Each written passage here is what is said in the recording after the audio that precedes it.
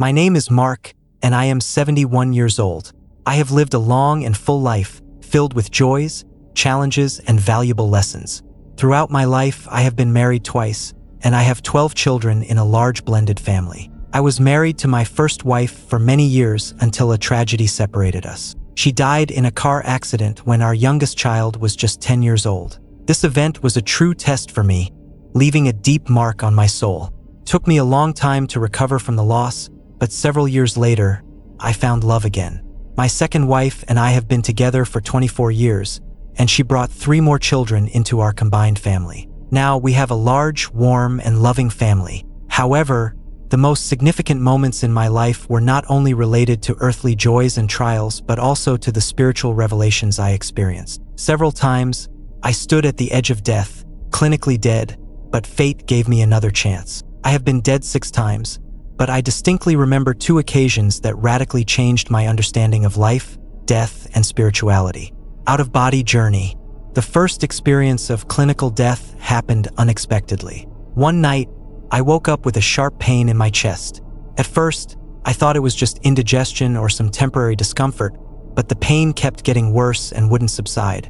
I tried sitting up in bed, propping myself up with pillows like in a recliner, but nothing helped. Then I called my wife and asked her to contact the hospital for advice. Soon, I realized the situation was more serious than a typical episode. This was something life-threatening. I told her to wake up our son, Michael, and to ask our neighbor to come and give me a blessing. At that moment, the pain in my chest peaked. It was so intense that I felt like my heart was going to explode. I clutched my chest, trying to manage the suffering, but suddenly everything changed. My head fell back sharply, my eyes opened wide, and my body relaxed. But with that, all the pain disappeared. In that first moment, it was surprising. It felt like something was wrong. I realized I was no longer feeling my body. I saw myself lying on the bed, saw my wife calling for help, and Michael, who had already entered the room. It was a strange yet calm feeling. I wasn't scared or anxious. I was simply observing everything as if I were in a different dimension. I noticed 2 figures standing at the foot of my bed. At first, I thought it was my son and his friend, but soon I realized they weren't ordinary people. I could see through the walls how my daughter was holding our dog in another room, keeping it away from the doctors who would soon arrive. It was an unusual sensation. I could see everything happening in our home, but I was outside of my body, meeting spiritual guides. When I realized I was probably dead, I spoke to the 2 figures at the foot of my bed. I told them, "If I need to stay, I am ready, but if possible, let me return." They silently agreed. I felt as though they were guiding the process of my return. Suddenly, one of them gave instructions to Spencer, my friend, on what to do. Spencer came over to me, placed his hand on my head, and began to say a prayer, using my name and the words of a blessing. I felt my consciousness returning to my body. I started to feel my body as it gradually woke up. I felt warmth returning to my limbs, and all my physical sensations were restored. But along with life came the terrible pain that had been there before I left. It felt like being hit by a truck. The pain was enormous. I screamed not only from the pain, but also from the joy that I had returned to this world. Spiritual foyer and family reunion. The second experience of clinical death was even more unusual. I found myself in a large space, like a foyer or antechamber, as though it was a transitional stage between worlds. This place felt both infinite and confined at the same time. In this space, I saw my parents and my first wife. They stood in the distance, younger than I remembered them, full of energy and life. They looked as though they were around 25 years old. I approached them and they said, "You've already been given permission to stay here, so why are you here?" It was an amazing moment. We embraced and they told me about what they were doing in the afterlife. My parents were missionaries, continuing to preach and help people find their way to God. My wife was engaged in genealogy work, connecting families on a spiritual level. Their stories filled me with warmth and joy, but I sensed that they were preparing to leave soon. Encounter with Jesus. The most profound moment of this journey was my meeting with Jesus. I didn't recognize him at first, but I felt a powerful spiritual presence. When the Holy Spirit revealed to me that this was Christ, I approached him. He embraced me, and I felt incredible love and acceptance. Then he looked at me and asked one simple question: "Where is your heart?" This question struck me deeply. I realized that it wasn't about my physical heart, but about my soul, my priorities. Where was I in my life, and what was I dedicating my time and attention to? I understood that I had often been preoccupied with worldly matters and had lost sight of the true purpose of life. It was a moment of full awareness and reflection, vision of the creation of the world. After my encounter with Jesus, I was taken on a journey through time. I saw how Jesus, then known as Jehovah, created the world under the direction of God the Father. It wasn't like watching a movie or a vision. It was as if I was there, observing each creature and detail of creation being brought into existence with great love and precision. I saw how light and darkness were divided, how the seas, mountains, plants, and animals were created. I also witnessed the war in heaven, how Lucifer rebelled against God's plan, seeking to take away people's freedom of choice. His defeat and banishment from heaven served as another reminder of how vital the freedom to choose, given by God, is. Returning and a new mission. When I returned to my body after the second experience, my life could no longer remain the same. I realized that my mission was to testify that God is alive, that Jesus Christ is His Son, and that the Holy Spirit is our guide on the path to eternal life. I needed to tell people that earthly life is just a part of a greater plan and that every choice we make has eternal significance. Now I share my experiences with others to inspire them to seek God and strengthen their relationship with Him. I try to convey that the choices and actions we take in this life matter and that our relationships with family and loved ones continue beyond this earthly life. This experience taught me to cherish every moment, to love and respect everyone around me, knowing that something much greater awaits us than we can ever imagine. My name is Thomas, and I'm 57 years old. I've lived a life that could be called ordinary by many standards, but there were moments that shaped me in ways I never imagined. I've always been a rational person, a numbers guy. For over 30 years, I worked as a financial analyst, finding security in facts, numbers, and patterns. I never put much stock in spiritual matters or the unknown. It's not that I didn't believe in anything beyond this life, but I never gave it much thought. My focus was on my career, providing for my wife, Clara, and raising our 2 children, Max and Sarah. We lived in a small, quiet town where everyone knew everyone else. Life was predictable, routine, and comforting. But one day, everything changed in the blink of an eye, shattering the steady rhythm I had built for myself. I never imagined that I would come face to face with death, and that it would fundamentally transform my view of life, love, and the world beyond. The beginning of the end. It was a regular Tuesday morning, nothing special about it. I had just finished breakfast, kissed Clara goodbye as she headed to her morning yoga class, and sat down at my desk to start the day. My home office had become my sanctuary after I transitioned to remote work during the pandemic. I liked the quiet, the routine of it all, but that morning something felt off. A sharp pain shot through my chest, sudden and intense.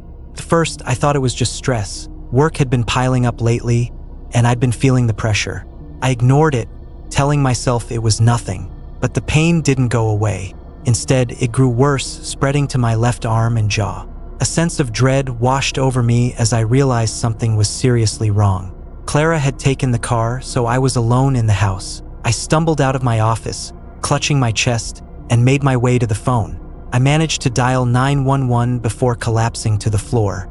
The last thing I remember before everything went black was the operator's voice asking, "Sir, are you there?" The darkness and the light. When I came to, I wasn't in my home anymore.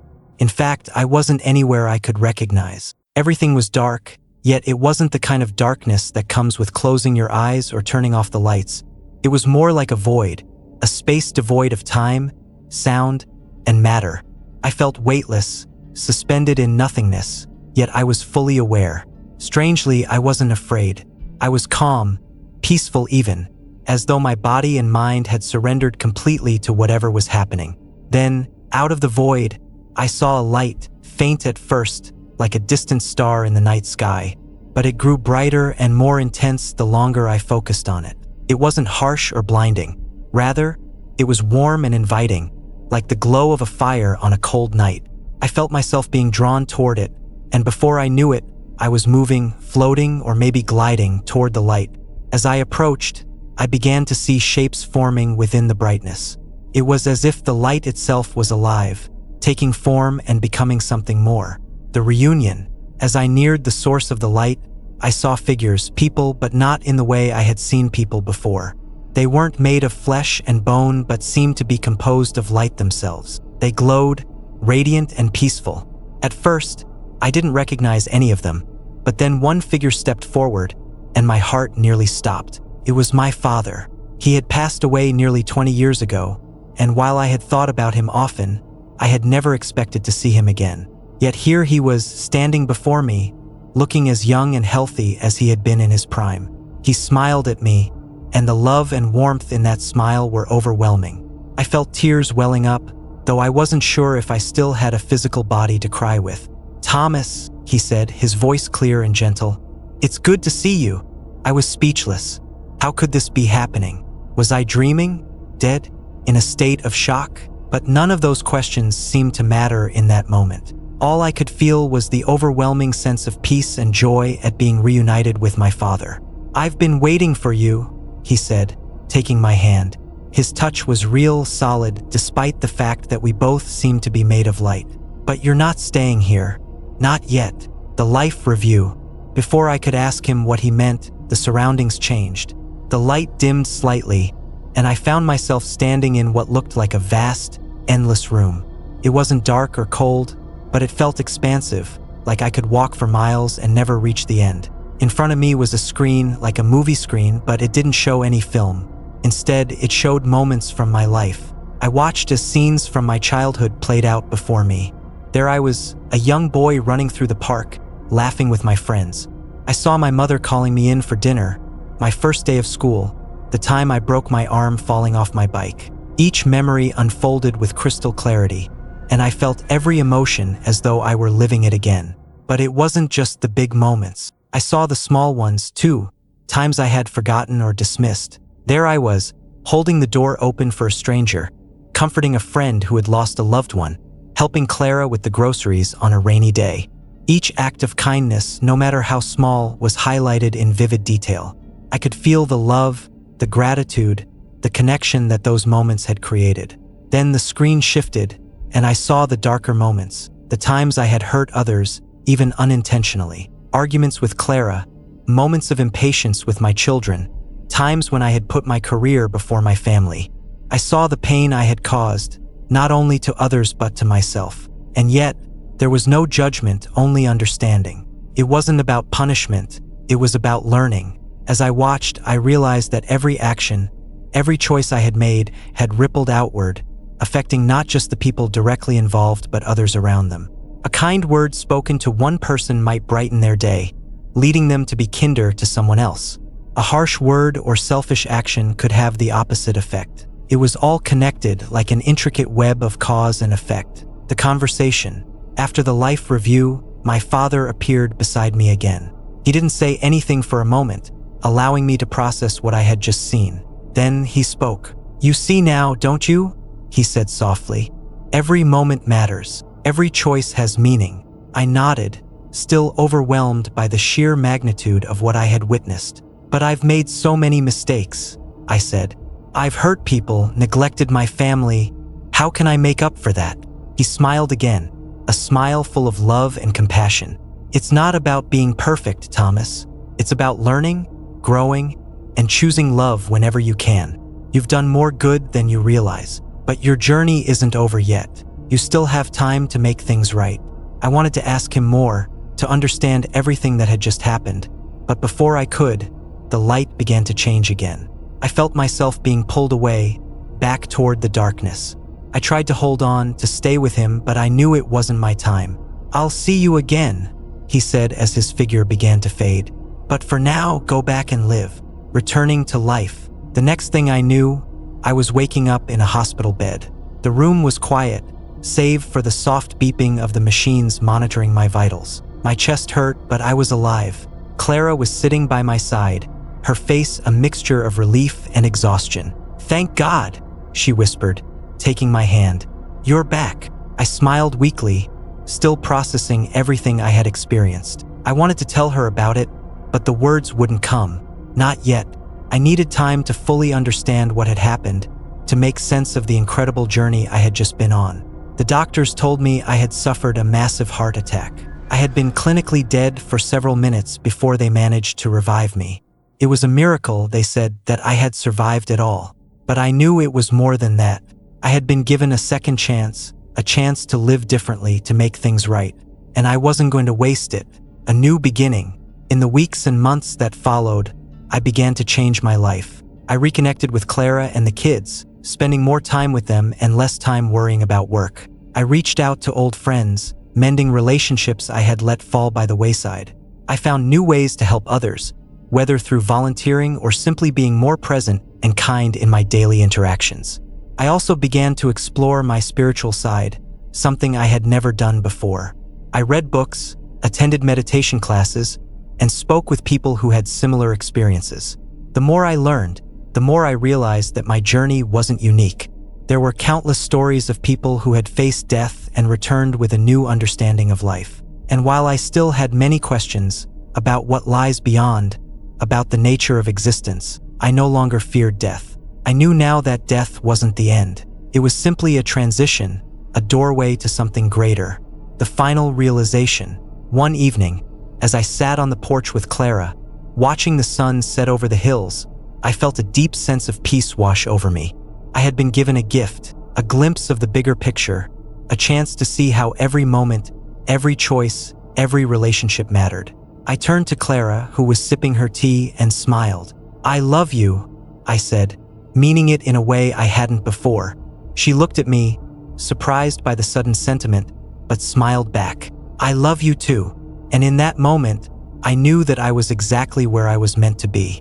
Alive, present, and ready to live the rest of my life with a newfound sense of purpose and love.